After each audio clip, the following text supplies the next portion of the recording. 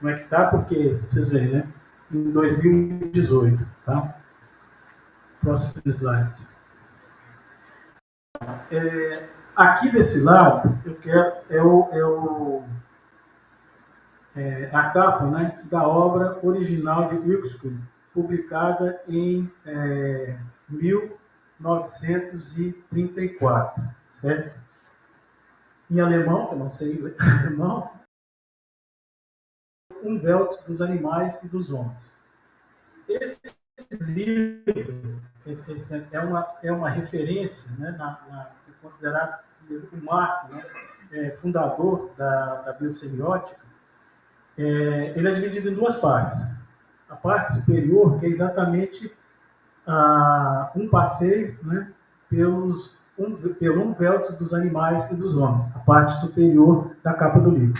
Embaixo, né, aquele Bedeutung alguma coisa, eu não sei pronunciar, é a segunda parte, ou a parte complementar do livro. Eu não vou me ater tanto, né, à primeira parte, que é a parte dedicada ao conceito de Umwelt, o professor Vinícius também mencionou pela manhã. Eu não vou me deter tanto, né, à noção, né, ao conceito de Umwelt, mas eu quero me deter mais à segunda parte, que é exatamente a teoria, né, a teoria da significação. Tá? Porque é muito curioso. O Ipswich, ele é um autor que, ao longo do século XX, ele influenciou não só, né, ao desenvolvimento da biosemiótica, mas também ele é citado assim, por muitos filósofos importantes, por exemplo, Cassira, Merleau-Ponty, Deleuze, o que mais? Posso citar? Heidegger, Agamben, enfim, uma série de filósofos e também, né, muitos cientistas. Né, por exemplo, um trabalho interessante, que agora não me lembro, mas era sobre um estudo, né, de neurobiologia, né, fundada no conceito, né, de Umwelt. Enfim, ele é um autor que inspira bastante. Né, inspira bastante. Nos últimos 20 anos, então, né, o interesse, né, por Wilkes tem sido intenso, né, tem crescido bastante. Então, eu não vou, né, me deter tanto nessa primeira parte, né, que, como eu disse, é a parte em que Wilkes apresenta, né, a sua teoria de Umwelt. Eu vou me deter, eu vou explorar mais a segunda parte, a teoria da significação. E é exatamente nessa segunda parte, a teoria da significação, que eu quero mostrar, né, a vocês como ela, né, ou como, usando a mesma linguagem, o mesmo vocabulário que Wilkes usa, como essa segunda parte, né, ele mesmo usa esses termos como sinfonia da natureza, duetos, melodia. Quer dizer, ele usa uma linguagem musical, tá, para explicar, por exemplo, a criação, né, a geração, né, a interpretação, né, de signos ou de significação na natureza. Então, eu vou começar brevemente, né, talvez me estender um pouco além do professor Vinícius, e vocês terem uma ideia, né, do que isso significa, que eu disse, é a primeira parte do livro, que é a teoria de Umwelt. Em alemão, né, Umwelt significa literalmente meio ambiente, tá? Meio ambiente como a gente usa comumente. Só que, como Wilkes usa, né, e é exatamente esse aspecto, né, que vai influenciar a biosemiótica, muitos biólogos, filósofos, né, não é, claro, essa significação literal de Umwelt, né, mas pelo contrário, né, é o modo como Wilkes usa, né, o termo, né, a noção Umwelt, né, na sua teoria, né, que explica, por exemplo, né, o comportamento, né, a relação entre o organismo e o ambiente. Então, o que é, assim, de um modo geral, o que significa Umwelt nesse sentido, né, que Wilkes desenvolve? É um modo particular que um organismo vivo tem de apreender e interpretar um objeto na sua relação com o meio ambiente. Então, vejam bem, Ipswich, com a noção de Umwelt, ele não quer descrever o meio ambiente, ele quer descrever a relação do organismo com o meio ambiente. Então, quando ele usa a noção de Umwelt, essa noção ela descreve esse modo particular, né, que o organismo apreende o mundo, né, apreende os objetos no mundo, certo? E é claro, né, não, os organismos são diferentes entre si, então eles apreendem de modos diferentes. Lembra-se do primeiro slide, quando eu mostrei aqueles dois quadros, né? Um que você tem uma pluralidade, né? uma complexidade, né? de dados, né? no mundo, mas só alguns, né? são interpretados como significativos? Exatamente. Né? Eles são interpretados como significativos, mas eles são interpretados de modo diferente, certo? E esse exemplo aqui, aliás, o exemplo mais interessante, né, que é mais usado, todo mundo usa, reusa, parece, né, o propaganda antiga do Bombril, né, de 1001 utilidades. É o exemplo, né, do carrapato. Vou poupar vocês do exemplo do carrapato, né, que eu acho que é muito usado, né, já está muito, digamos assim, vendido, e esse aqui é mais interessante. Então, o que nós temos aqui? É exatamente um exemplo, né, que ilustra bem o que é um Umwelt. Né? Vejam bem, você tem um talo de flor, né, como seria esse aqui, ó, o talo da flor, esse aqui. Na perspectiva, né, ou sob a perspectiva de diferentes indivíduos, quer dizer, de diferentes organismos, certo? Nesse caso em particular, ele ilustra, né, 4 indivíduos diferentes. Uma menina, né, uma moça, uma formiga, uma larva, né, que perfura o caule, e finalmente uma vaca. Né? Então vejam bem, como é que nós podemos então compreender, né, veja que são 4 indivíduos diferentes, né, e um único objeto, né, é o talo da flor, certo? É um objeto só. Só que o objeto, né, ou esse objeto, ele é, então, apreendido de modo diferente. Né? Por quê? Porque cada um, né, dos indivíduos, ou cada um dos organismos, tem um véu que é peculiar a ele, né, ou o professor Vinícius lembrou, né, é específico à espécie. Né? Enfim, só que aqui nós temos 4 indivíduos, ou seja, 4 espécies, né, 4 tipos, né, biológicos diferentes. Então, vejam bem, é um único objeto, né, uma única coisa no mundo, né, um talo de flor, como esse aqui, por exemplo. Então, no primeiro caso, a menina, né, a moça, colhe a flor e a transforma em um objeto decorativo em seu Umwelt. Né? Ela pode colocar o talo, né, e usar o talo como um adereço. Né?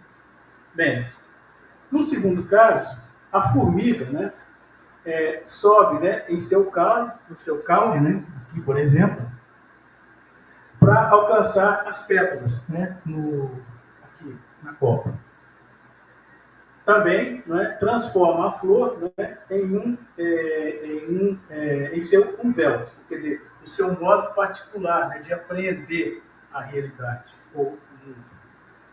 A lava, né, por exemplo, uma lava que perfura, né, o caule, né, para obter, né, o material para construir, né, a sua casinha.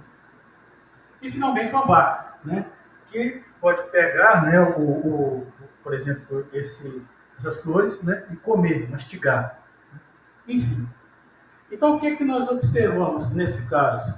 Que nós temos um único objeto que se destaca de modo diferente, segundo, né, segundo uma relação particular, né, entre o objeto e vamos dizer, né, o indivíduo ou o organismo. Talvez, e eu vou mencionar isso mais adiante, de um modo mais interessante, aqui, pessoal, talvez a ideia mais interessante seja transformação. Transformação. E talvez também eu possa usar Por exemplo, né, quando o artista vai pintar, né, por exemplo, ele está sobre a tela, ele está pintando. Né?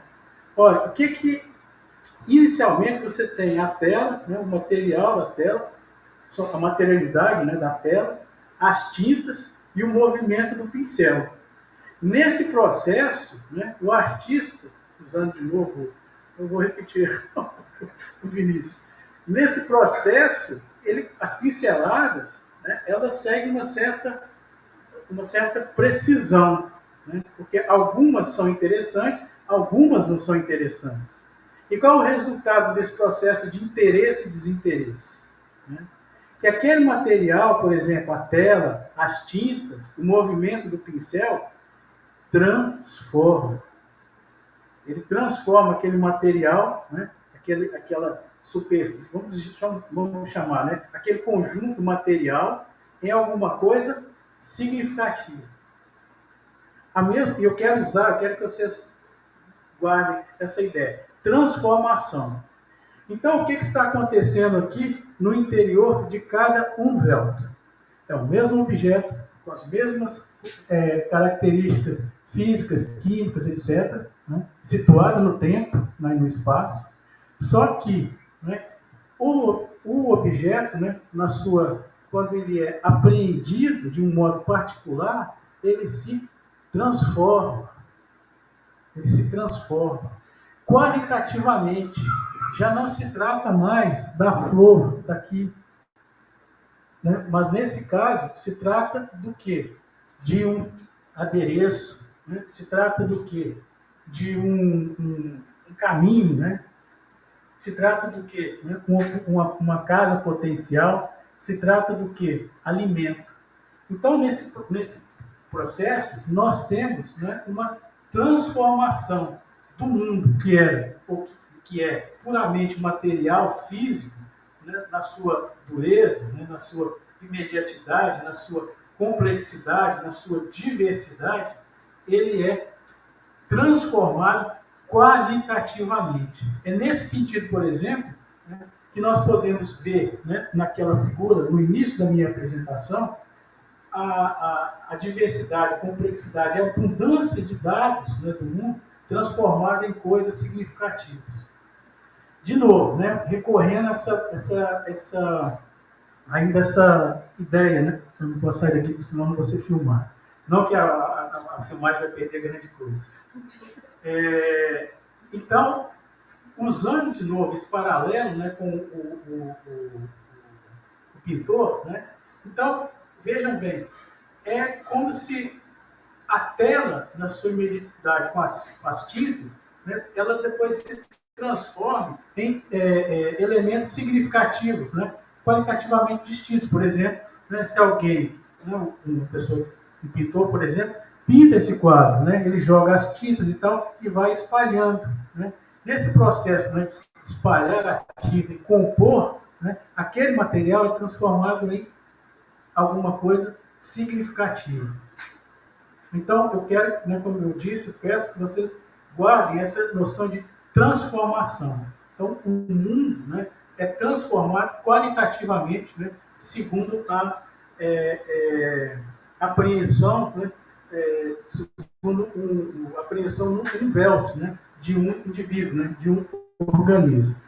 Aqui, pessoal, eu quero rapidamente, não quero me estender muito, é claro que já está implícito, né, nessa minha a primeira observação, que nós estamos falando de significação. A transformação de um objeto que o objeto, então, incorpora, né, uma significação que não estava presente nele. Isso é importante. Né? Isso supõe o quê? Uma transformação no espaço e no tempo. Então, a questão, e o que eu quero, né, trabalhar, como eu disse, né, explorar melhor, é essa noção de significação. Aqui, né, implicitamente, é a noção de significação. Então, como é que nós podemos entender a significação? Né? Porque vocês ouvem, né, por exemplo, na filosofia da linguagem, um tema bastante debatido, na, na, na, na filosofia da arte, na estética, etc. Enfim, significação. E como é que nós podemos entender, talvez procurar compreender um pouco melhor do que se trata, né? Significação. Primeira coisa, né, que eu gostaria de dizer é que quando nós falamos, né, em significação, né, já nesse contexto, nós não estamos falando de representação. Significar, né, não, nesse caso, não é representar, não é representação. Por quê? Vou usar o exemplo. Quando a moça, a menina, né, colhe o ramo e usa como adereço, é claro que ela tem, né, a intenção de usar aquele objeto, né, como um adereço. Só que, nesse caso, essa significação que ela concede ao objeto não corresponde à noção que a gente tem de representação. Quer dizer, que a moça teria, né, uma espécie de representação, uma imagem mental, uma representação, né, da flor como um adereço. Não, ela não tem uma representação, uma imagem mental. Né? Eu me lembro da imaginação do Sartre, quando o Sartre critica as teorias clássicas da imaginação. A imaginação, né, segundo ele, não é que você tem, por exemplo, quando você imagina mesa, você teria uma imagenzinha de mesa, né, na sua cabeça. Né? Não vou entrar na teoria da imaginação do Sartre, mas, enfim, aqui a ideia é a mesma. Quando, né, a moça, o indivíduo, né, na sua apreensão, né, concede ao tal, né, uma significação, ela não está representando nada, absolutamente nada. Ela não está exteriorizando uma imagem, uma representação, uma imagem de adereço que ela supostamente teria na cabeça. Né? Por exemplo, na filosofia da mente, na filosofia da linguagem, se usa, né, uma espécie de jargão. A significação não está na cabeça. A significação não está na cabeça e muito mais, ou muito menos, né, a significação se confunde, né, ou corresponde a um tipo de representação mental, a uma imagem mental. Certamente porque, novamente recorrendo à imagem do pintor, o pintor pode ter uma intuição, uma certa ideia de um quadro, mas certamente essa intuição ou o quadro, né, na sua terminado, ele não é uma representação de alguma coisa que ele tinha guardada na cabeça. Né? Então, usando esse jargão, né, a significação não corresponde, não se confunde com uma representação. Então, vocês podem perguntar assim, que bacana, né? Então, e o que é? O que significa significação? O que então a teoria de Huxley nos mostra? Que a significação, ela está na relação.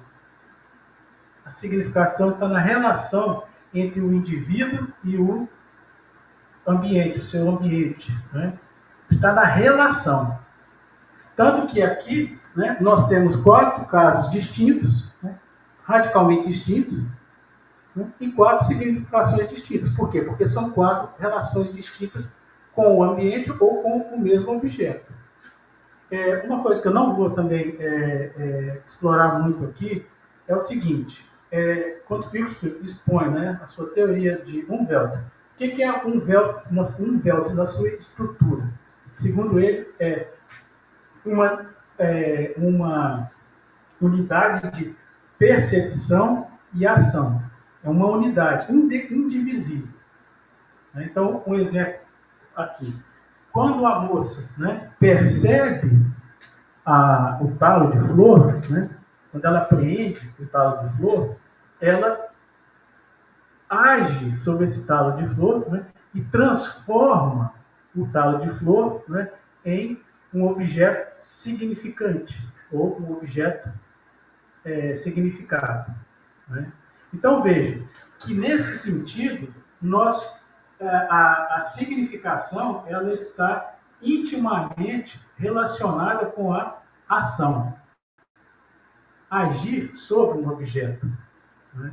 Então, esse é um aspecto importante. Né? Essa ideia de que então, a significação, né, não está desassociada da ação, né? Mas, como diz Huxley, né, o Umwelt é uma unidade, né? Uma unidade entre percepção e ação. Certo? É interessante exatamente porque, né, desloca a nossa compreensão de significação, né, de uma suposta referência à representação, né, à relação, né, à dinâmica, à transação entre o organismo e o objeto ou o meio. Tá? Uma nota bem breve. Essa ideia, né, então, que na relação, né, com o ambiente, uma relação com um objeto, né, um agente cognitivo, né, um organismo, etc., né, ele incorpora elementos, né, do ambiente exatamente em função da sua organização, da sua estrutura corporal. Né? Então, vejam, aqui nós temos 4 diferentes estruturas corporais, né, em relação ao mesmo objeto. Então, na filosofia da mente, que é uma das áreas que eu estudo, pesquiso,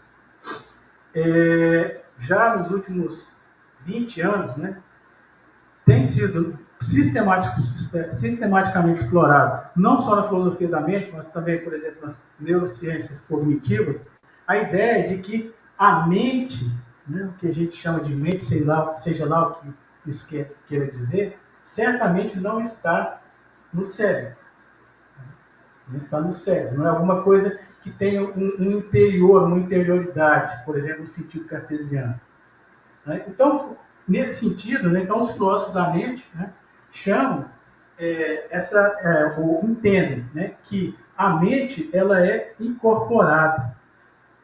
O que significa uma mente incorporada? Significa que aquilo que a gente chama de mente, que supostamente estaria, né, situada no cérebro, está também incorporada na estrutura física do organismo. Certo? E não se ela, então, a mente é incorporada, mas ela é também o quê? O que os filósofos chamam estendida. Quer dizer, a mente, né, se estenderia além da estrutura física do corpo. Incluiria o quê? Elementos do ambiente. Todos os elementos? Não. Aqui, de novo, isso. Aquilo que seletivamente interessa, é interessante, né, ao organismo, aquilo que é relevante na sua condição de vida, certo? Então, nesse sentido aqui, pode-se dizer então que aqui, né, nós teríamos de um modo incipiente essa ideia de mente incorporada, quer dizer, a mente incorpora a estrutura corporal na sua relação, quando ela se estende além da estrutura e incorpora elementos, né, do mundo, né, do mundo meio. Né? Então, essas duas ideias, né, de a mente ela é incorporada e ela é estendida. Né? Por exemplo, agora eu vou me alongar um pouco. Assim como escrever, não consigo escrever pouco. Então, é muito interessante, um filósofo que eu gosto muito, chamado Mark Johnson, tem um livro que chama, eu recomendo muito, inclusive para quem estuda arte. Acho que não tem tradução, mas chama, é uma referência mesmo pontinho. A carne no corpo, uma coisa, The Flesh on the Body, uma coisa assim. Enfim, esse camarada, o Mark Johnson, ele é um filósofo da mente, também tem interesse, preocupações, né, com a linguagem, e ele diz, né, exatamente isso, né, quer dizer, não é só as nossas atividades cognitivas que são incorporadas, né, mas também a própria significação. Aliás, ele acho que talvez seja o único, né, nesse movimento, né, na filosofia da mente, que avançou além das preocupações com a cognição e incluiu também a significação. Então, segundo o Mark Johnson, a significação também é incorporada. E assim me parece, né, aqui nós temos, né, exemplos claros de que a significação é incorporada na relação entre o organismo e o meio. E, de novo, eu sou, como o Varela, meu Francisco Varela, neurobiólogo e filósofo da ciência, eu sou, assim, um crítico de representação. Então, assim, esse pessoal, né, que eu disse, né, que está nesse ambiente de mente incorporada, mente estendida, etc., muitos, estou dizendo todos não, mas uma grande parte, né, procura exatamente se afastar, né, desse modelo chamado representacionalista, né, que é, por exemplo, que o conhecimento, a cognição se desenvolve, eu suponho, né, uma base de representações. De novo, Vinícius, porque você adiantou muita coisa, cara. Quando o Vinícius falou em inteligência artificial, né? Por exemplo, a inteligência artificial de primeira geração, os chamados modelos clássicos, máquina de Turing, não sei o quê, são modelos que supõem representação. Né? Esses modelos já, o conexionismo, por exemplo, né, que também são modelos computacionais, redes neurais, etc., já abandonam essa noção de representação. Né? No lugar de representação, aquilo que o Vinícius mostrou. Você tem, né, o treinamento, depois os cálculos probabilísticos, etc. Ali não acontece representação. Né? Eu não vou entrar nessa discussão. Você adiantou muita coisa nisso. Então, por isso que é ruim falar. É bom, mas às vezes é ruim falar depois dos outros. Parece que a gente está repetindo tudo. Gente, só um pouquinho, preciso beber água.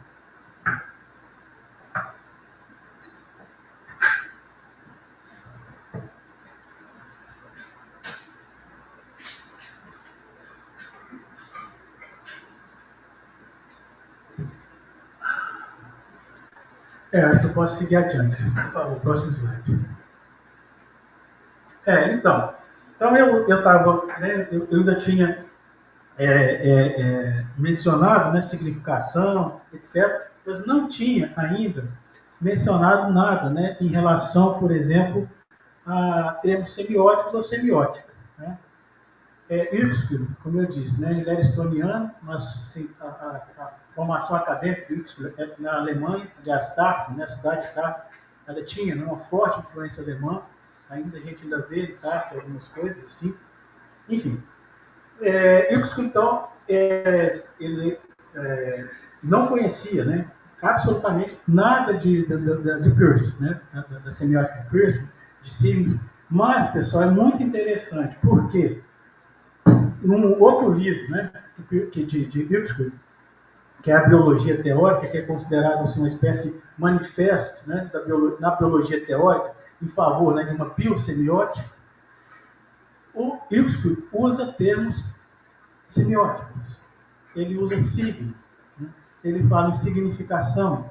Né? Então ele usa já um vocabulário essencialmente semiótico. Então ele não conhecia, né, o Peirce. Talvez nunca tenha ouvido falar, porque nessa época, então, o Peirce não era conhecido. Né? Só que o que ele desenvolve, digamos, metodologicamente, é uma perspectiva semiótica. Né? Ele usa não só uma metodologia, mas ele usa um vocabulário. Né? Por exemplo, ele fala em signos, em sinais, né? Marcadores. Né? Estou na frente aqui. Então, ele não conhecia, mas é transparente no texto, né, nos textos de Uexküll, que ele usa, né, não só uma metodologia, mas um vocabulário, né, e uma estratégia, né, semiótica. Né? Então, por exemplo, né, a biosemiótica, os biosemióticos, né, eles, pelo menos, não vou dizer todos, mas a maioria tem uma preocupação, né, em relação, por exemplo, a talvez uma visão darwinista mais ortodoxa, ou, enfim, eles têm, vamos dizer, no contexto da biologia teórica, ter a proposta, né, que a biosemiótica seja, né, tenha um lugar, né, reconhecido, né, nas discussões, né, em biologia teórica. Então, olha só, eu não tinha usado, né,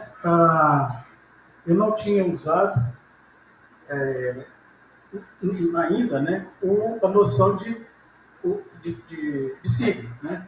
Mas, por exemplo, o talo de flor, né, no exemplo anterior, né, o talo de flor é compreendido segundo uma interpretação como um signo.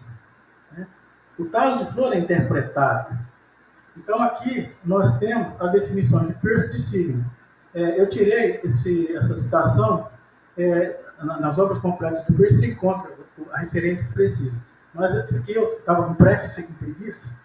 Aí eu tenho esse livro, que é uma série de escritos do Peirce. Esse aqui é de 1897, é um fragmento não identificado. E vejam, né, como o Peirce define, então, o que seja um signo. Um signo ou representando é aquilo que, sob um certo aspecto ou modo, representa algo para alguém.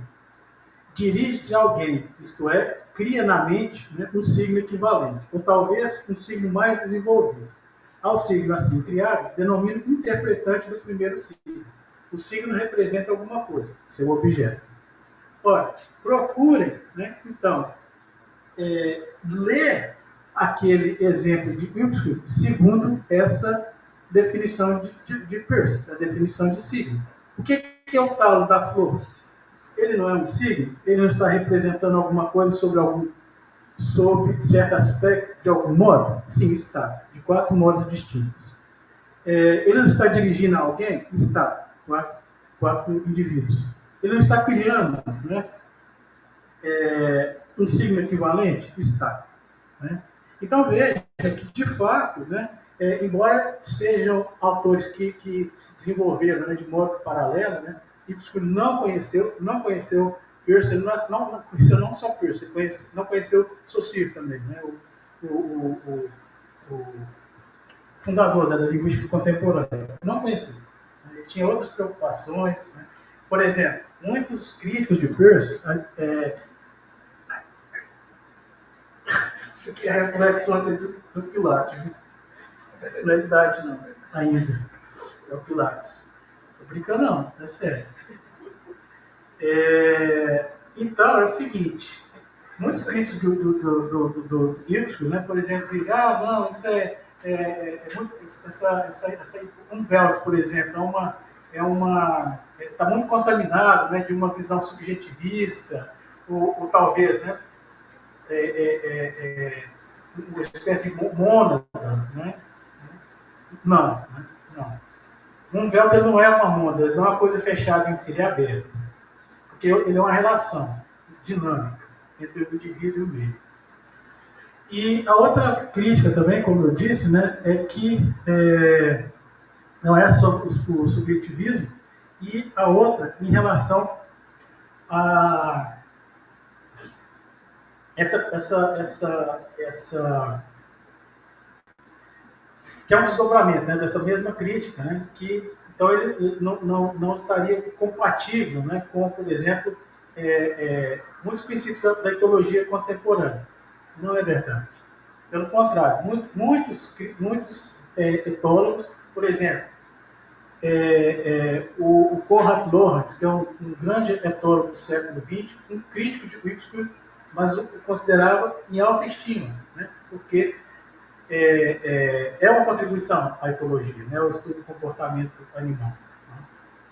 Então, assim, do meu ponto de vista, né, eu acho que muitas pessoas concordam, são improcedentes as críticas. Então, por exemplo, de subjetivismo, enfim. Próximo, Nando. Então, aqui, gente, é que eu vou começar a falar da segunda parte, né, do livro, da parte complementar, né, da teoria de Humboldt, que é exatamente a teoria da significação. Literalmente, teoria da significação. Tá? Não é uma interpretação minha, a segunda parte é teoria da significação. Então, é aqui que eu vou, vamos dizer, é o núcleo, né, da minha apresentação. Né? Agora sim, a teoria da significação. Eu apresentei brevemente, né, eu apresentei um esboço, né, da teoria de Humboldt. Agora não, agora eu vou detalhar, explorar a teoria da significação. Tá? Então vamos lá. Então, Irving, né, ele é de fato, né, ele, não é por acaso, então, que ele é considerado, né, o fundador da semiótica, porque ele introduz a noção de significação na biologia. Então, diz Irving, a significação é a estrela guia que a biologia deve seguir. Né? Então, veja, que ele é um biólogo naturalista, né, mas ele é diferente, por exemplo, de uma tradição naturalista, darwinista, mais ortodoxa, né, simplesmente ignora, por exemplo, a noção de significação. Né? Por exemplo, como muitos biólogos ou físicos, né, dizem, não, essa noção de significação não acrescenta nada à nossa compreensão da realidade, né? Enfim. Mas não, né? Exatamente diz, né, que a significação ela deve guiar, né, deve conduzir a pesquisa em biologia. Então, pessoal, como eu disse, né, a teoria da significação, ela é, não vou dizer a segunda parte, né, mas ela é uma parte complementar da teoria de Humboldt. E aqui, que muita gente, inclusive quem estuda Irving por exemplo, ele influencia uma perspectiva na filosofia da mente, né, uma perspectiva fenomenológica e tal, mas as pessoas assim são atraídas sempre, todas as referências a Irving sempre giram em torno da noção de Humboldt. É claro que ela é importante, eu não nego, claro que ela é importante. Tem um caráter epistemológico importante, eventualmente, né, um caráter ontológico, enfim. Mas, né, então, e por outro lado, as pessoas parecem que se esquecem, né, que a teoria de Humboldt ela tem uma parte complementar, que é exatamente a teoria da significação. E na teoria da significação, ele mostra que a significação ela não se restringe à relação organiza o mundo. A noção de significação não se restringe à noção de Humboldt. Né? Por quê? Porque ele entende que a significação ela é um processo inerente à natureza, né? À natureza viva. Então, por exemplo, os processos de significação relacionados à dinâmica de Humboldt seria parte, né, da significação como um processo, né, uma atividade, né, inerente à natureza. Tá? Então é importante. Poucos, aliás, eu acho que eu não vi. Eu confesso que se alguém viu, eu não vi ninguém, todo mundo, assim, as pessoas de modo geral, só se interessam por Humboldt. Esquece a segunda parte, e ela é muito mais rica. É o que eu quero mostrar para vocês, não só que ela é mais rica, né, do que a própria noção de Humboldt, porque ela inclui a noção de Humboldt, mas ela também, por exemplo, é interessante como um modelo, né, de uma ideia de uma sinfonia, de uma criação, né, musical, sinfônica na natureza. Próximo slide. Pessoal, aqui vocês estão vendo um carvalho, também é conhecido, né, chamado de árvore da vida. Acho que Irving não escolheu vocês vão ver por quê. Eu acho que ele não escolheu o carvalho por acaso. Né? É o exemplo que ele explora, né, que eu vou explorar bastante. Ele vai, então, analisar, né, vamos dizer, o comportamento do carvalho em relação à chuva. Certo? E ele usa o exemplo do carvalho como uma ilustração da própria noção do que ele chama de regra da significação. Então, vamos dizer, a significação é uma atividade, um processo natural da natureza. Né? E a natureza, então, ela segue regras. É interessante. Por exemplo, há um debate bacana entre a cabeça está ruim. Meu Deus, agora não vou me lembrar. Não. É aquela história, se a natureza segue regras ou não segue regras. Né? E aqui, então, ele vai mostrar que a natureza segue regras. Mas, por exemplo, não são, por exemplo, regras descritas como as leis da física, por exemplo. Né? Então ele usa exatamente o exemplo, né, do carvalho. Aqui, ó, vocês estão vendo, né, a folhagem do carvalho, né, as flores, etc. Então ele vai usar, né, o carvalho, né, como uma ilustração do que ele chama de regra, tá? Regra da significação. Próximo slide. Pessoal, então é o seguinte. Então o que ele vai mostrar? O que ele quer ilustrar com a análise, né, com esse exemplo do carvalho? A relação entre o carvalho e a chuva, certo? Então, esse quadro é uma adaptação do quadro que nós encontramos na obra de Uxküll, né? Tem a referência embaixo. Então, veja que interessante. Então, do lado esquerdo, vocês têm, né, a gente tem o quê? A folhagem do carvalho. Do lado direito, estou falando sem o microfone, a chuva. Então, desse lado de cá, né, do lado do carvalho, então, Uxküll identifica o receptor de significação. Do outro lado, né, o fator de significação. Né? Do lado de cá, por exemplo, né, o arranjo das folhas em forma de calhas, quer dizer, o arranjo, né, estrutural anatômico do carvalho, né, em forma de calha, certo? Em forma de calha. No lado correspondente, né, as gotas de chuva, né, que caem. Do lado de cá, nós temos o que, segundo Uxküll? Uma regra, né, do desenvolvimento da forma do carvalho, quer dizer, essa forma estrutural, né, em forma de calhas. Do lado direito, a regra física de formação das gotas de chuva. Então, na relação, veja, entre a folhagem do carvalho e a chuva, nós temos, de fato, dois domínios diferentes. Dois domínios diferentes.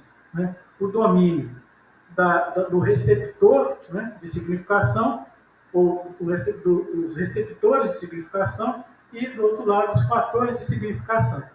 Qual é o resultado dessa regra? Essa regra está unindo, é uma regra, ela está compondo, certo? É uma regra. Ela está compondo, ela está unindo. O que ela está compondo e unindo? Né? Dois elementos. Né? E qual é o resultado dessa regra? Né? Quando ela une, né, dois domínios. O resultado é esse aqui, ó, que eles chamam de regra comum de simplificação. Essa união, né, ou essa relação entre esses dois domínios resulta na coleção e distribuição do fluido da chuva às pontas das raízes. Então vejam aqui que o resultado, né, dessa relação, por exemplo, entre receptores de significação, fatores de significação, o desenvolvimento da estrutura orgânica do carvalho e as regras físicas de formação da chuva, né, é uma relação entre dois domínios. Né, dois domínios. E é aqui que está, digamos, a genialidade disso, porque é um exemplo muito simples. Mas o que nós podemos, então, tirar, né, como conclusão?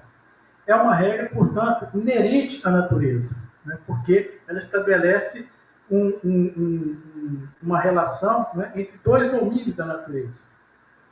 A significação corresponde, então, e aqui que é o ponto que eu quero chamar a atenção, que é importante, a significação corresponde a essa transição entre o mundo não vivo, então vamos dizer, né, o mundo físico, puramente físico, material, e o mundo vivo.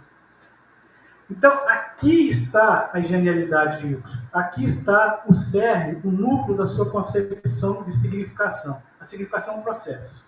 Um processo de transição entre o não vivo, puramente material, físico, ao vivo. Então, é nesse processo, né, nessa dinâmica entre dois domínios, né, é que não gosto de usar essa palavra constitui, isso é kantiano, se desenvolve a dinâmica, né, da significação. Então, a significação aqui entendida como processo. Né? Então, vejam, essa regra, né, então a significação corresponde à transição entre dois mundos, o não vivo, lado direito, e o mundo vivo, lado esquerdo. Né? Ou, se nós quisermos, né, já antecipar, né, um vocabulário semiótico, né, entre o não semiótico, do lado direito, e o semiótico do lado esquerdo. Certo? E aqui, pessoal, então, como é um tema bastante debatido, né, entre os semióticos e os semióticos. Qual seria o limite, né, então, em que se pode falar de significação no mundo natural? Né? Por exemplo, nós poderíamos falar de significação somente, né, do lado direito, né, do quadro, quer dizer, nós podemos falar de significação no mundo puramente físico, né? É uma discussão. O Skinner vai dizer que não. Porque essa transição da significação, o processo, né, a significação como um processo de transição entre o não vivo, por exemplo, a chuva, ao vivo, é um processo inerente, né, que se desenvolve como uma característica, né, do mundo vivo. Né? Então já vou adiantar. Né? Segundo muitos semioticistas, biosemioticistas, e eu concordo. Aliás, uma vez o Wifert, né, nosso colega, o professor Wifert, que trabalha, ele já está aposentado, né? Está na PUC, mas reorienta ainda. O professor Wifert é um grande semioticista, assim, conhece muito biosemiótica, e uma vez que eu apresentei nesse trabalho, aí ele quando eu tinha voltado, né, da Estônia, aí ele falou assim, você passou muito tempo com o Kalev. Por quê? Porque eu, como o Kalev é um professor, né, um grande também biossemioticista, e eu, como o Kalev e outros biosemióticos, eu entendo, né, e assumo, né, como uma perspectiva, uma visão de mundo, né, que significação e vida se confundem. E eu vou argumentar um pouco mais sobre isso. Né, mas, então, nesse sentido que o Winfried disse, né, você passou muito tempo com o Kalev. Próximo slide. Então, aqui, vocês podem se perguntar, assim, não, mas esse exemplo é muito simplório, né? Parece um exemplo de quinta, como hoje o pessoal diz muito, né? Parece um exemplo de quinta série. Né? Tá. Parece um exemplo de quinta série. Porque realmente, se a gente voltar, o exemplo ele é muito simplório. Né? A relação entre as folhas de carvalho, a estrutura, né? Das folhas de carvalho e a chuva. Né? Parece realmente um exemplo muito primitivo, né? Um exemplo muito infantil. Mas aqui, pessoal, é o que eu tenho dito e repetido várias vezes. O que está além? Né? O que a gente precisa ver, né, além dessa simplicidade? Exatamente isso. Uma metáfora. Tá? Nesse exemplo, uma metáfora. Que metáfora? Né? Uma metáfora que significa ou indica, né, indica um ponto de inflexão na natureza. Né? Um ponto de inflexão. Então, o que significa isso? Né? Então, nós podemos entender a significação como uma transição entre um mundo sem vida, por exemplo, se vocês se lembram, né, do quadro, né, a chuva é um mundo completamente destituído de vida, né, de vida, e o mundo vivo. Né? Então, a regra de significação, ela descreve exatamente esse ponto de inflexão na natureza, né? Essa transição entre o não vivo e o vivo, entre o não semiótico e o semiótico. Então, por exemplo, lembra que no início eu disse, olha, eu vou falar sobre transformação, etc. Exatamente nesse sentido. Um ponto que representa um estado futuro qualitativamente diferente do passado. Porque se nós comparamos, né, por exemplo, a chuva na sua imediatidade, na sua faticidade, né, física, ela é completamente destituída de significação. Mas digamos, incorpora a significação na medida em que ela está em relação com a folha de carvalho. E é aqui que eu estou chamando a atenção. Essa metáfora, esse ponto de inflexão. Então, não é a simplicidade da regra, né, do exemplo. O que isso está mostrando? É que a significação corresponde a essa transição entre o não vivo e o vivo. Né? E essa transição, né, então a significação, ela define, né, então, o limite, por exemplo, como muitos semióticos, biosemióticos discutem, esse limite entre o que é não vivo e o vivo, entre o que é não semiótico e o semiótico. Então, é aqui que está, digamos, embora seja muito simples, né, a simplicidade do exemplo, mas ele tem, digamos, como metáfora, uma lição interessante, que é essa transição, esse ponto de inflexão. Né? É como a gente se pergunta, como o vivo se origina do não vivo? Né? Nesses termos aqui, ele mostra essa, não em termos descritivos, mas como uma metáfora que mostra essa transição, essa passagem entre o não vivo e o vivo, né? Que coincide, né, com o semiótico e o não semiótico. Então, o exemplo, né? Quando a chuva deixa de ser, né, um evento fisicamente neutro, né, e se torna, né, um fator de significação em relação à folhagem. Então, quer dizer, vamos dizer, os objetos, né, por exemplo, o mundo puramente físico, e na sua faticidade, ele é destituído de significação, sentido. Né? Agora, mas como lembra, né, o Charles Morris, né, que é também um semiótico, né,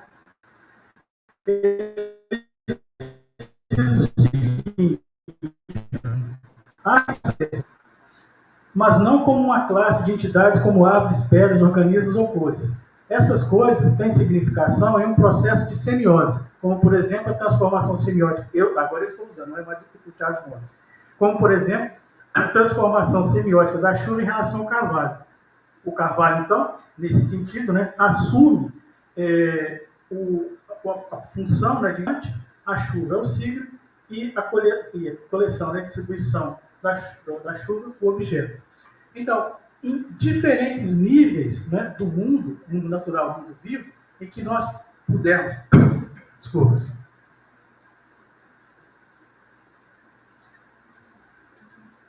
descrever ou identificar, né, a regra da significação, nós vamos ver presente essa relação entre interpretante, signo e objeto, que é, né, por exemplo, a famosa tríade de Peirce, né?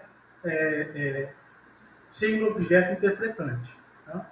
Então, o que a regra da significação mostra de um modo paralelo, né, a Peirce? Exatamente essa estrutura semiótica, né, e a transição, né, entre o não vivo e o vivo, né, ou entre o não semiótico e o semiótico.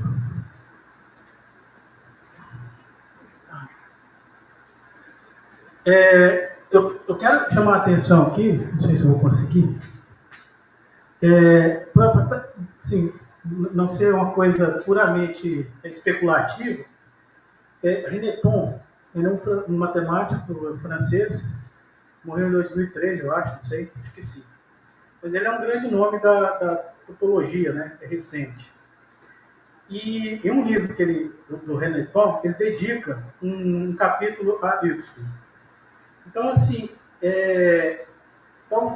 talvez alguém pode dizer, o que você está usando, né, como inflexão, etc., né, isso é uma apropriação indevida, enfim, né, uma apropriação indevida, e, né, em que se sustenta, né, a sua afirmação. Então, eu vou, né, me amparar, né, no René Thom, que, como eu disse, né, num capítulo de um livro, ele dedica ao Huxley. E esse ponto de inflexão, quer dizer, que a regra de significação descreve, né, essa transição, né, ou essa transformação, né, qualitativa do passado em relação ao futuro, pode ser descrita como catástrofe. Né? René Thom tem uma teoria das catástrofes, é matemática, uma formalização do que desses fenômenos que significam uma mudança abrupta ou repentina de estados que se originam em desdobramento sucessivo de formas singulares. Né? Aí diz o Reneton, o que normalmente chamamos de forma é sempre, em última análise, uma descontinuidade qualitativa sobre um certo fundo contínuo. Então, vamos pensar de novo, né? vamos ter em mente de novo aquela situação entre o carvalho e a chuva. Sobre um contínuo natural de eventos naturais, né? Um contínuo natural, físico, né? Se desenvolve, né? de um modo, né? abrupto ou repentino, ou uma mudança, né? de estado, uma mudança qualitativa. Essa mudança qualitativa é o que o Reneton chama de catástrofe. Então, por exemplo, a regra da significação, ela representa um bom exemplo de uma catástrofe, quer dizer, de uma transformação qualitativa. Por exemplo, acho que eu vou falar disso, quando a chuva já não é mais a chuva, né, mas ela é a chuva em relação com o carvalho. Né? Então, o que nós podemos tirar aí como lição é isso, né? Que a regra ela descreve nesses processos catastróficos uma mudança em relação ao passado. Quer dizer, o que na sua materialidade, a chuva não mudou nada. Ela continua com as mesmas propriedades físicas, químicas, etc. Mas em relação ao passado, ela é diferente. Ela já não é mais o que ela era. Ela é alguma coisa diferente, ela é alguma coisa nova. Exatamente por quê? Porque esse novo, diferente, gente, é exatamente essa mudança. Né? Vamos comparar o quadro o quadro pintou com a tela aqui e as tintas, né? É uma coisa no passado em relação ao futuro.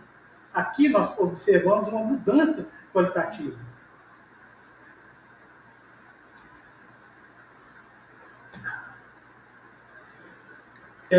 Aqui só um exemplo desse desastre que a gente está... Enfim, né, que é uma experiência já ruim.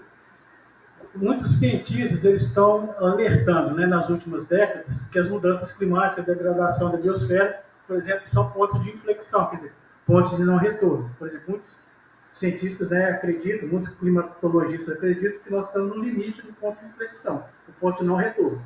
Né? E aí, acabou. Passou esse ponto, acabou, era uma vez. Né? Então, esse é um climatologista, ele diz o seguinte: as mudanças climáticas e a degeneração da biosfera avançaram a tal ponto que já estamos desencadeando pontos de inflexão ambientais prejudiciais. Os pontos de inflexão existem em uma variedade de escalas, incluindo humanos, individuais, sociedades, ecossistemas, o sistema climático e o sistema terrestre. Então, se, né, nesses casos, infelizmente, né, nós são pontos de inflexão, quer dizer, pontos de quase não retorno, né, que levam em consideração exatamente essas mudanças degenerativas na natureza. E que, né, de um certo modo, é o avesso, né, ou é a corrupção do sentido, que eu vou mostrar mais adiante, do sentido criativo da regra de significação de Huxley. Porque, como eu disse, né, como muitos biosemioticistas e Huxley, né, claro, a geração de vida, a criação de vida, né, coincide, né, com a própria o próprio desenvolvimento, né, de processos de significação. Tá? Então, esse desastre, né, que a gente já está no ponto de não retorno, né, seria assim, uma degeneração, né, da regra da significação de Huxley, que tem, né, agora já vou avançar, porque senão eu não termino.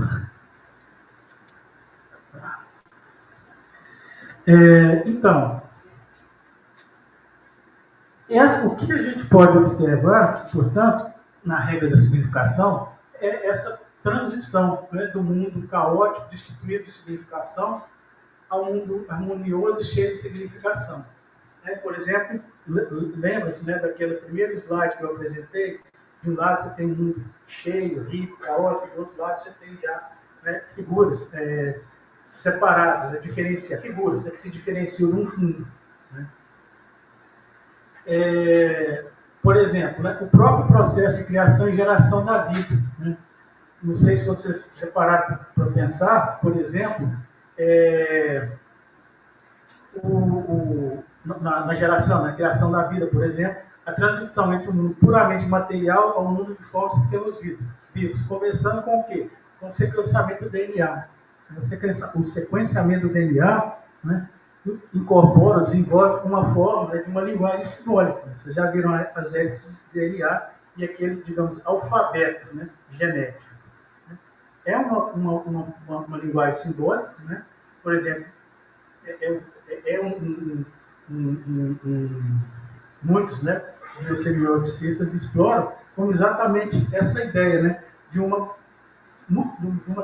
transformação, né, das condições físicas e materiais do mundo, né, a uma forma significativa, ordenada. Por exemplo, as hélices, as cadeias de DNA. Então, no mundo vivo, né, há uma série, né, de sistemas simbólicos, né, naturalmente formatos. Eu disse que não gosto dessa palavra Constituição, não sou kantiano. Para muitos de vocês não faz sentido, né? Mas para a filosofia isso faz muito sentido. Isso é uma coisa que eu não sou, é kantiano. Com todo respeito que o Kant merece. Então, vejam bem, uma conclusão importante, né? Para Erskine e a maioria dos biosemioticistas, a significação de vida, né, são processos coextensivos. Né? Por exemplo, um semioticista, que é considerado um dos grandes impulsionadores da biosemiótica, o Thomas Seaborg, ele diz, né, que só a vida, né, mais ou menos... Nossa, cadeira. Ele diz mais ou menos esses termos, né? Onde a vida é a significação, né? E vice-versa. Né?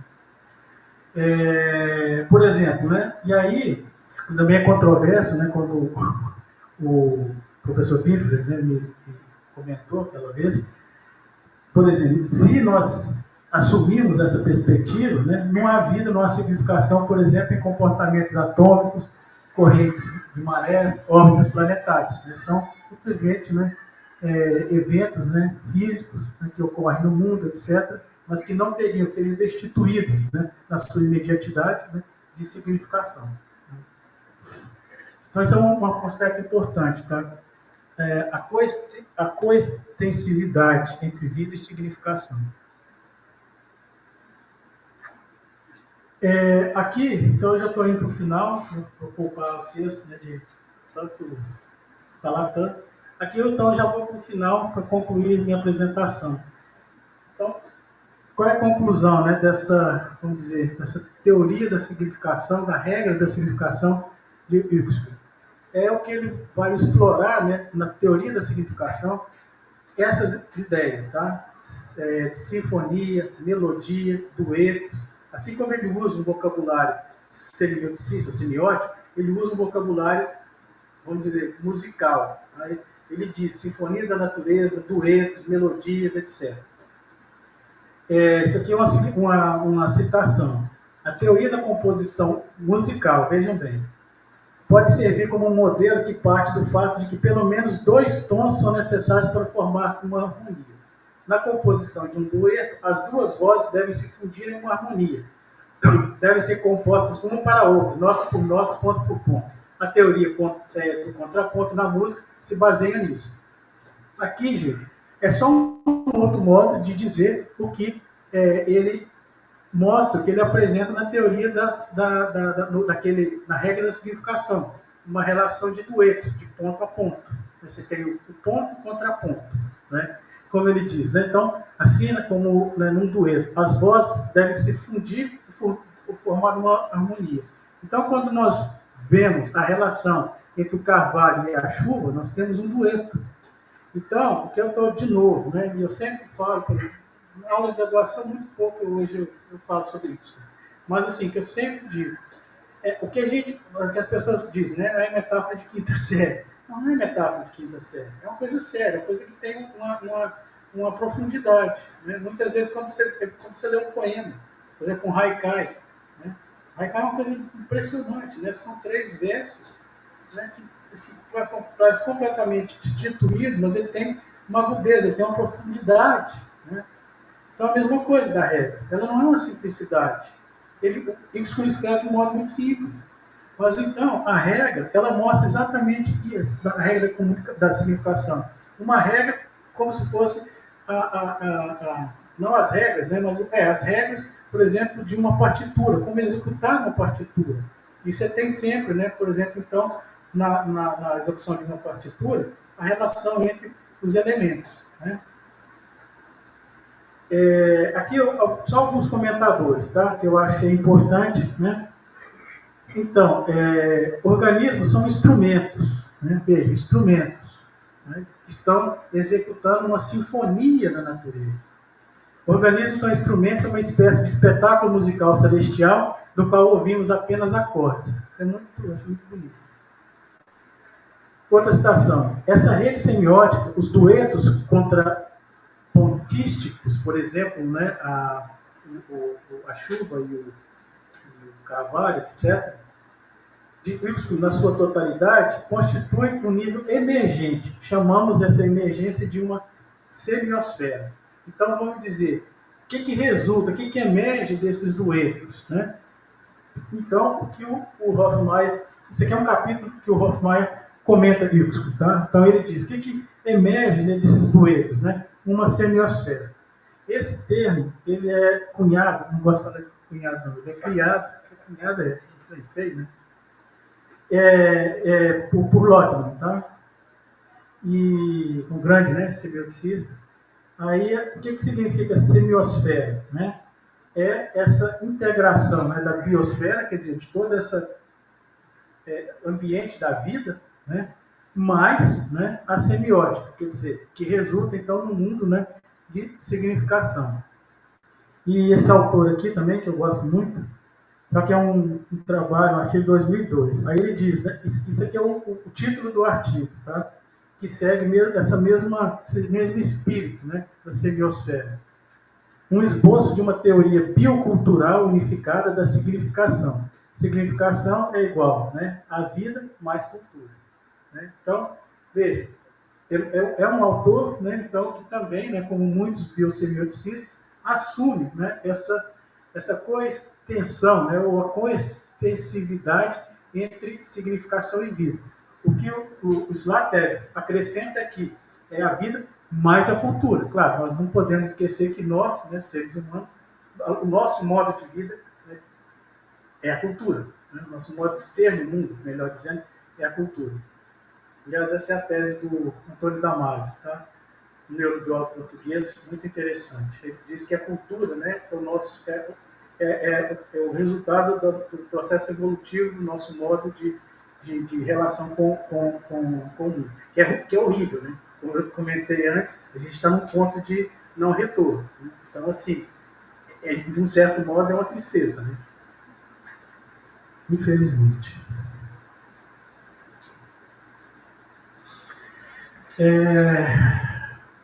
Aqui, gente, é praticamente um resumo que eu quero chegar a uma parte mais interessante. Enfim, então, o resumo, né? Essa teoria da significação, o que ela mostra? Né? Essa continuidade, né, entre significação e vida.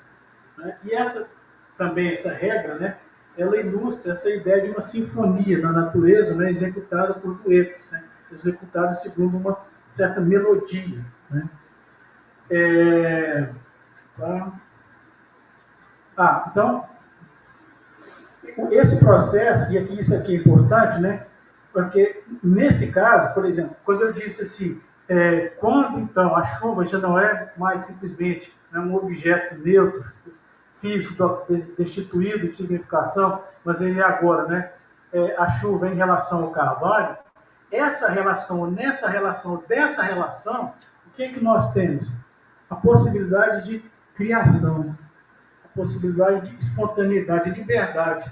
Porque senão, né, o mundo seria um mundo monótono, um mundo sem diversidade, um mundo sem pluralidade, um mundo em que, por exemplo, seria carente de liberdade. E talvez uma das características interessantes da regra da significação é que ela mostra ou representa, né, que esses processos, né, de transição, né? Por exemplo, um exemplo claro. Aquele primeiro exemplo, né, do talo de flor. Veja que você tem ali um mundo que está um processo que está produzindo significação, segundo diferentes formas de vida. Então, esses processos eles não são deterministas, muito pelo contrário, né? Eles são altamente espontâneos, né, e plenos de liberdade. Então, já vou adiantar. Talvez uma das características interessantes da teoria da significação de Huxley é exatamente mostrar que a natureza, né, a natureza viva, ela é uma atividade constante de criação, né, de liberdade, né, de espontaneidade. Não é um mundo de repetição.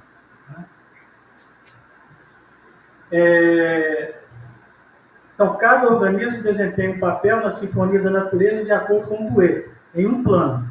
O plano, por exemplo, um dueto se segue uma certa partitura. Seria a mesma coisa. Digamos que a regra da natureza seria a partitura. E você teria os duetos que executam essa partitura. Ela é executada de um único modo? Não. Como é que nós podemos ver? Usando, por exemplo, o caso inicial, os três com véu. Embora aquele caso ele trate só do um véu. Estou chegando ao fim, gente.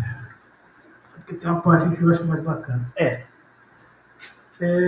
Aqui, eu vou... Ele diz o seguinte: nada é deixado ao acaso na natureza. Em todos os casos, uma regra de significação muito íntima no organismo do seu meio. Né? Enfim. Então, vamos dizer que, na sua imediatidade, talvez o mundo seja, né, caótico, nós não conseguimos perceber, né, a ordem no mundo. Né?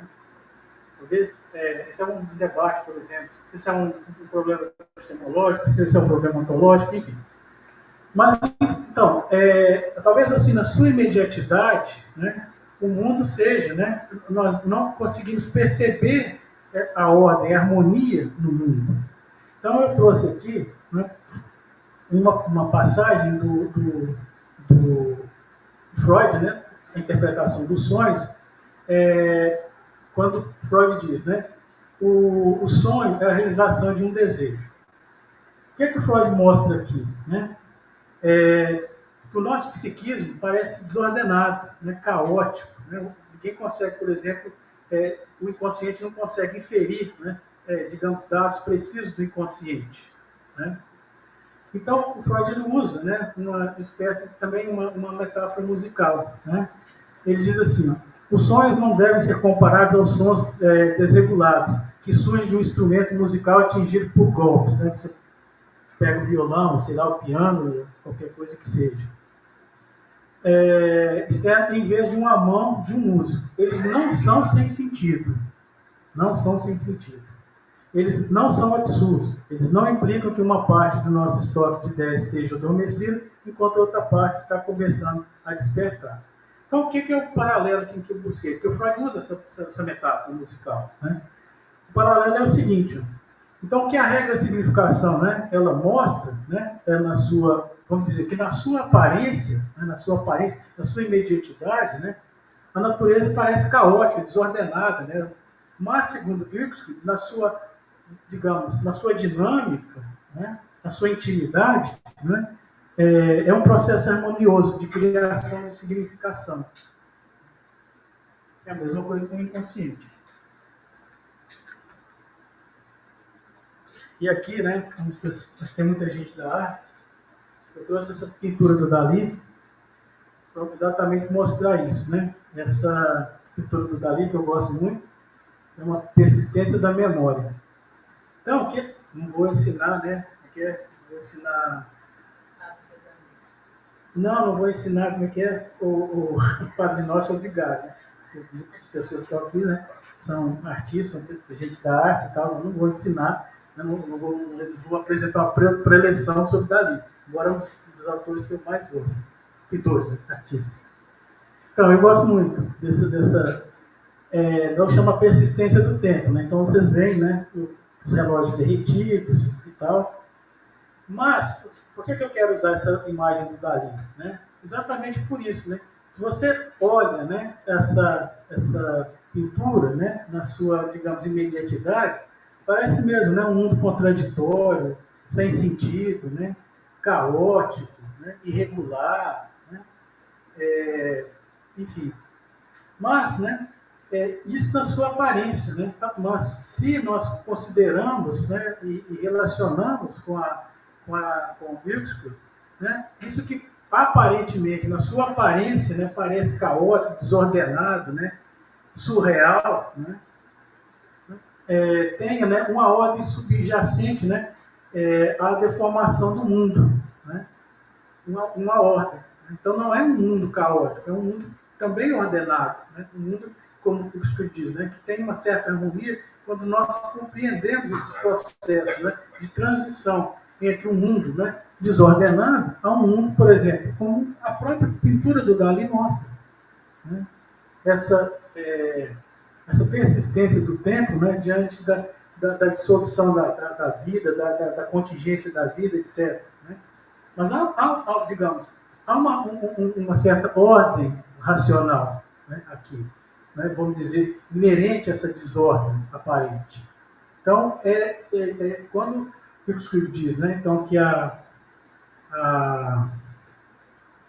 a regra, né, da significação, ela mostra essa transição, exatamente, do que é, a princípio, caótico, desordenado, destituído de sentido, né, a um mundo, né, ordenado, criativo, né, enfim. Gente, eu acho que eu vou chegar ao final.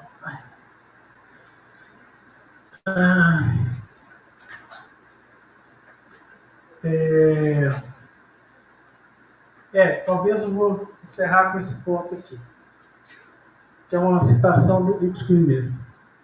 Se a natureza é como uma sinfonia, então é ela, como um todo, que toma o lugar do maestro. Então, digamos que a natureza como um todo seria um maestro, né? Um grande regente. Mas, mesmo usando essa linguagem, digamos, subjetiva, eventualmente, né, um tanto mentalista, ao se referir a uma natureza que toca, né, sua sinfonia, é improvável, né, que Huxley tivesse a ideia de uma natureza como sendo uma mente absoluta. Né? Certamente não. O que é mais provável? Né? Que a natureza, né, seja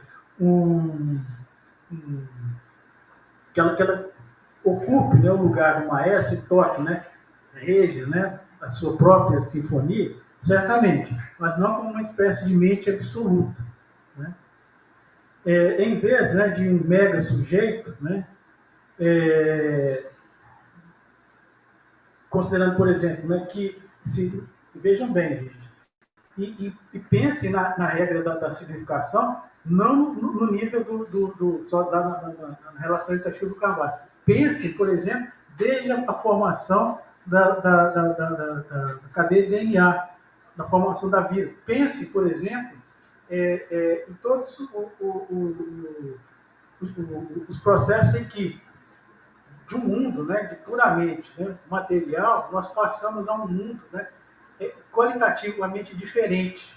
Né? E aqui, né, então, talvez, ao invés de dizer que a natureza seja uma mente absoluta, um grande sujeito, né, talvez seja mais interessante ver na natureza processos, aí já é uma visão de processo. Né? A natureza como um processo constante, né, de criação, né, de criação, de liberdade, de espontaneidade. E aí eu vou chamar a sua atenção sobre esse último ponto, eu prometo que eu paro. Sobre o que eu falei, né? Talvez seja mais interessante ver a natureza, né, como a teoria da significação de Huxley, né, como uma expressão, né, de pancreativismo. O que seria o pancreativismo? Né? Na minha opinião, é o que mostra esse aspecto estético da teoria. Né? Então, se nós observamos, se nós pensamos que em cada instanciação, né, cada instância do mundo vivo, né, da transição entre o não vivo e o não vivo, nós temos, né, processos de criação, espontaneidade, né, liberdade. Né?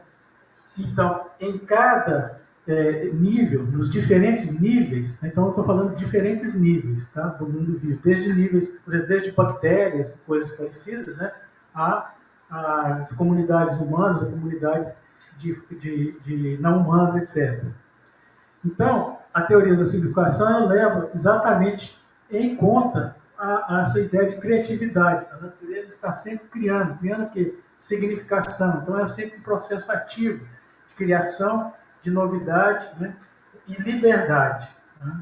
Então, não é uma natureza determinista, é uma natureza, ou na sua própria, na sua dinâmica própria, né? A natureza ela é, vamos dizer, dotada, né, de liberdade, né, de criação. Né? Porque, por exemplo, pense como é que a gente pode, segundo o que compreender a diversidade de formas vivas.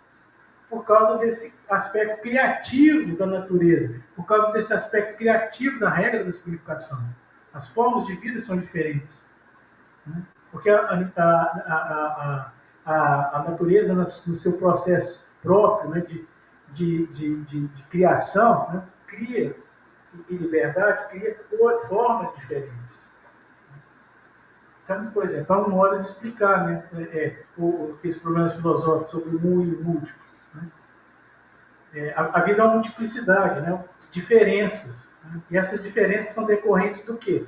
Segundo Huxley, dessa liberdade, dessa espontaneidade, né, de se criar, né, significação, novidade, né, no mundo vivo.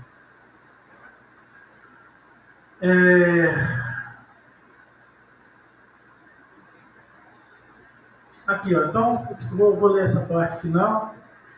Então, né, de novo, quem observa a chuva não nega que ela apresenta propriedades físico-químicas, mas ocorre uma transformação qualitativa que altera, né, a significação da chuva como um evento, né, um objeto puramente físico em relação ao passado, né, vai ser diferente no futuro. Graças à regra da significação, a chuva deixa de ser um mero evento físico no mundo, passa a ser parte de um processo de significação e se estende a diferentes níveis do mundo natural, vivo. Então, essa ideia que a regra ela se estende a diferentes níveis do mundo, né, natural, que nós podemos chamar de pan-criativismo. Certamente o pan aí é limitado ao mundo vivo. Né? O pan-criativismo, que seria a expressão de criação em todo o universo. Pode ser que, certamente, né, ninguém acredita, e eu pelo menos não acredito, que só exista processo de criação, forma de vida no mundo, na Terra. Certamente não. Não é que eu especulo que sobre ETs que construíram as pirâmides, não sei mais o quê. Mas certamente, porque toda a visão que a gente tem de vida, forma de vida, é nossa. É mais ou menos assim, a gente querendo assumir o lugar de Deus. Né? Então, se vocês verem nas produções do cinema, todos os alienígenas têm, de um modo ou de outro, forma humana. Sempre. Aquele ET barrilzinho de chope, né? Alguma coisa humanoide. Então, talvez eu vou encerrar agora, talvez a ideia mais interessante de Huxley é exatamente tirar ou deflacionar esse caráter antropomórfico da nossa concepção de significação. Né? Ela não é uma propriedade, uma condição humana. Né? A significação é algo que, digamos, além da nossa da condição humana, né? de mundo, né? Nossa existência. Então, do mesmo modo, né? Então, se nós pensamos no sentido de pan-criativismo, talvez a ideia seja mesmo que em toda parte, né, que houver, né, que haja formas de vida, né, há formas de significação. Talvez essa seja, né, a ideia de pan-criativismo. Tá? Gente, obrigado. Obrigado.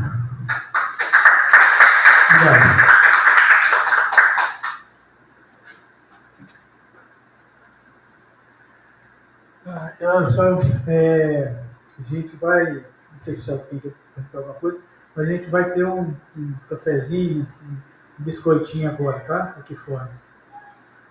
Puxa, cansei.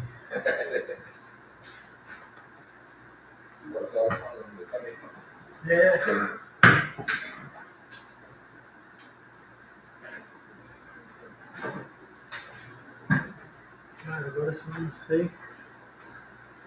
não sei como é que desliga isso aqui. Você sabe?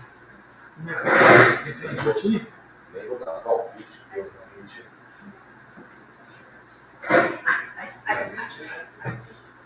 É apertar um botãozinho vermelho, geralmente. Será que é aqui? Finalizar evento. É aqui.